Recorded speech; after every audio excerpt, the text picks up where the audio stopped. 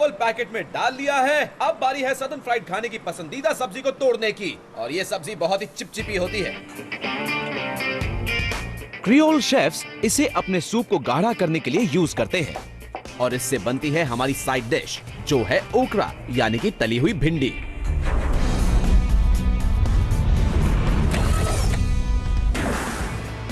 Florida की गर्मी सब्जी तोड़ने का काम बड़ा ही मुश्किल बना देती है। अभी सिर्फ सुबह के 7 बजे हैं और यहाँ काफी गर्मी है। ये वर्कर्स यहाँ सुबह 4:30 बजे से काम कर रहे हैं।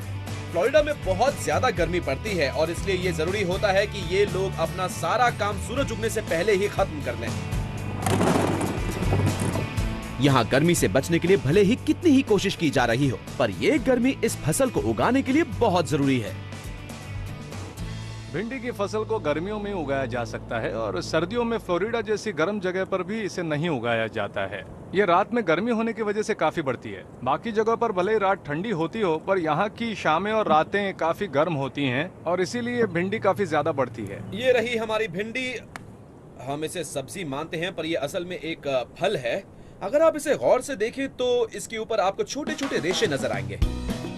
ये रेशे काफी खुजली पैदा कर सकते हैं, इसलिए गर्मी के बावजूद यहाँ के वर्कर्स पूरी तरह से ढके हुए हैं। भिंडी को यहाँ दक्षिणी फ्लोरिडा में आने के लिए बहुत लंबा रास्ता तय करना पड़ा है। ये सबसे पहले अफ्रीका में इथियोपिया के पहाड़ों में उगाई गई थी और अमेरिका में गुलामों के जहाज के साथ आ गई थी। शुरू में यहाँ इनकी खेती इनके बीजों के लिए की जाती थी, जिन्हें सेंक और पीसकर डीकैफ कॉफी बनाई जाती थी। ये सिविल वॉर के वक्त हुआ था, जब दक्षिण में कॉफी की सप्लाई कम हो गई थी। बात कल की हो या आज की, आकार में बड़ी भिंडी बिल्कुल बेकार होती है, और ये मुझे तब पता चला जब ट्रॉय ने मेरी तोड़ी हुई भिंडियों को चेक किया। यहाँ के वर्कर्स इन बक्सों के फट्टों से भिंडी को नापते हैं। इससे ज्यादा मुलायम भिंडी आपको नहीं मिलेगी।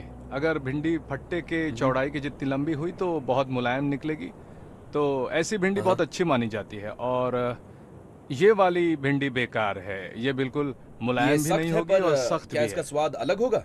हाँ, ये खाने में काफी सख्त होगी और ये वाली बिल्कुल मुलायम और स्वादिष्ट होगी। तो ये जितनी छोटी होंगी उतनी मुलायम होंगी। बिल्कुल। और इन्हें तोड़ने वालों को ये बात मालूम होती है। वो लोग भिंडियाँ तोड़कर टोकरी में डालते वक्त ऐसी बेकार भिंडियों को तोड़कर जमीन पे फेंक देंगे। तो अब बस जरूरत है इन्हें साफ करने की, काटने की, और फिर ये हमारे सदर्न फ्राइड खाने के लिए तली जाएंगी, है ना? हाँ, बिल्कुल सही। अब इस गर्मी से बचते हैं।